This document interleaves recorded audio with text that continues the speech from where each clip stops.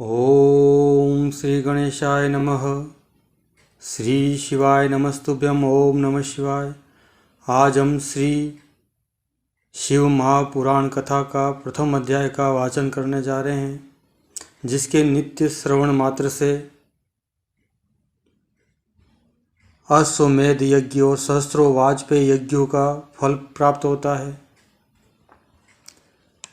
एक बार ऋषि महर्षियों का बहुत बड़ा समागम हुआ। उस समागम में ज्ञानवान ऋषियों ने भगवान व्यास जी के प्रिय श्री सूत जी से विनम्रतापूर्वक आग्रह किया कि हे महर्षि श्रेष्ठ सूत जी, हम सबकी शिव जी की उत्तम कथा सुनने की प्रबल इच्छा है, अतः आप शिव कथा सुनाने का प्रयास करें, शिव कथा सुनाने की कृपा करें। भगवान श्री शिव के चरणों की वंदना कर श्री सूत जी कथा प्रारंभ करते हुए बोले कि हे ऋषियों, मैं आज वो शिव महापुराण की महिमा सुनाने जा रहा हूँ जो देवताओं अप्सराओं तक को दुर्लभ है। स्वयं भगवान शंकर ने इसे सनत कुमार जी को सुनाई थी और जिसके नित्य श्रवण पठन करने से संपूर्ण सुफल की प्राप्ति होती है। इस महापुराण के श्रवण मात्र से, सुनने मात्र से ही राजशिव यज्ञ का फल प्राप्त होता है।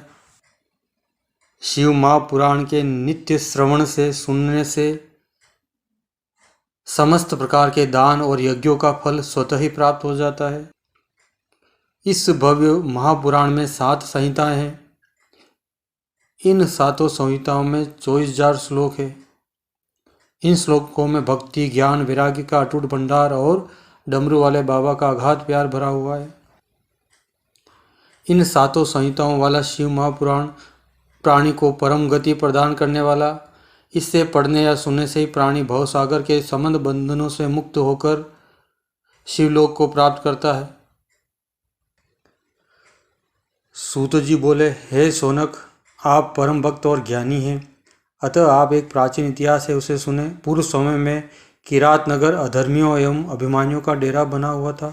वहाँ पर धर्म से विमुख दुराचारी व्यभिचारी देवराज नामक एक ब्राह्मण रहता था। वह नित्य ही प्रातः उठकर तालाब के तट पर स्नान करने के लिए जाता था। एक बार जब वह तालाब के तट पर स्नान करने गया तो उनकी शोभावती नामक एक वेश्या से मुलाकात हुई। वो पापी ब्राह्मण उसे देखते ही मोहित हो गया। उसे धन का लोभ देकर अपने माया जाल में फंसाकर उसके साथ नित्य ही विहार करने लगा। उसके माता पिता, इष्ट मित्र, यहाँ तक कि उसकी पत्नी भी उसे समझाकर थक गई, लेकिन उसने किसी की बात नहीं मानी। उस अधर्मी ने एक रात अपने माता पिता, बच्चे और पत्नी को भी मृत्यु दे दी। फिर सभी कंटकों का अंत कर दोनों युगल जोड़ी विहार करने लगी। उसने अपना समस्त धन लेकर जाकर उस वेश्या को दान कर दिया।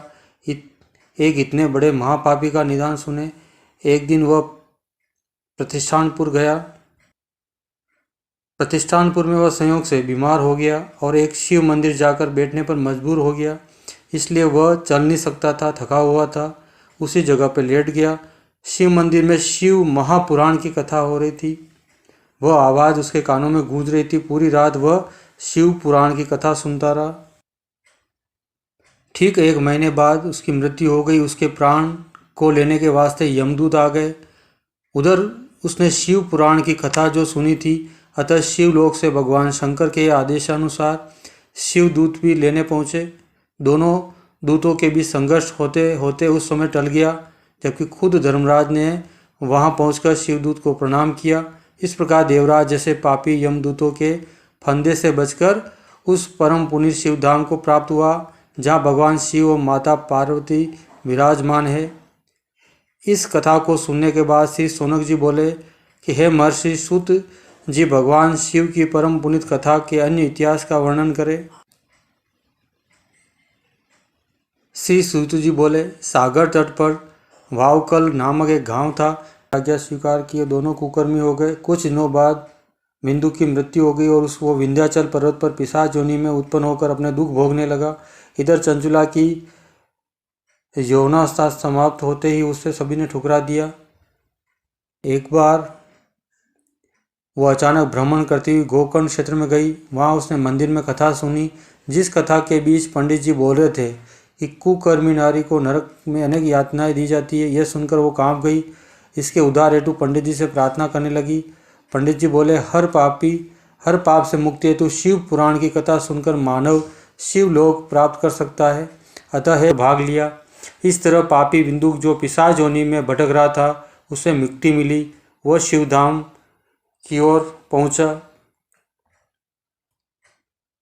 सूत जी बोले, हे शौनक महाराज, इस प्रकार इस शिव पुराण की कथा जो भक्ति पूर्वक सुनता, पढ़ता, मनन करता है, वह इस लोक में समस्त प्रकार के सुफल प्राप्त करके, आनंद प्राप्त करके, समस्त भोगों को भोग कर अंत में शिव लोक जैसे दिव्य लोक को प्राप्त करता है। बोलो ओम नमः शिवाय। श्री शिवाय नमस्तुभ्यं। ओम नमः शिवाय।